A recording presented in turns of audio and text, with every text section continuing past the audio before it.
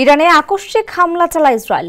শুরুটা Tel Aviv করলেও তেহরানের পাল্টা জবাবে এক প্রকার যেন লন্ডভন্ডই হয়েছিল ইসরায়েল।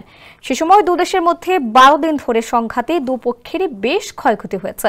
ইরানের সামরিক স্থাপনা, পারমাণবিক স্থাপনা এবং আবাসিক এলাকা লক্ষ্য করে বড় ধরনের হামলা চালিয়েছিল ইসরায়েল। ইরানি কর্মকর্তারা জানিয়েছেন, ইসরায়েলের হামলায় দেশটির জ্যেষ্ঠ সামরিক কমান্ডার, পারমাণবিক বিজ্ঞানী এবং শত শত বেসামরিক লোক নিহত হয়েছেন।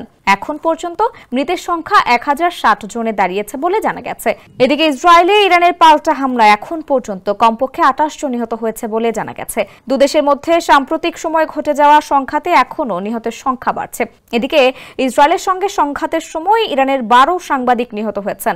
ইরান জানিয়েছে, সাম্প্রতিক সময় দুদেশের মধ্যে সংঘাতের সময় ইরানের ডজন খানেক সাংবাদিক এবং মিডিয়া কর্মী নিহত হয়েছেন। ইরানের রাষ্ট্রীয় সংবাদ মাধ্যম ইরনা নিউজ এজেন্সির বরাত দিয়ে আরব নিউজের এক প্রতিবেদনে বলা হয়েছে, ইসলামিক বিপ্লবী গার্ড বাহিনীর শাখা বাসিজ প্যারামিলিটারি ফোর্সের মিডিয়া আর্ম জানিয়েছে, মিডিয়া কর্মীদের মধ্যে নিহতের সংখ্যা 12 জনে দাঁড়িয়েছে।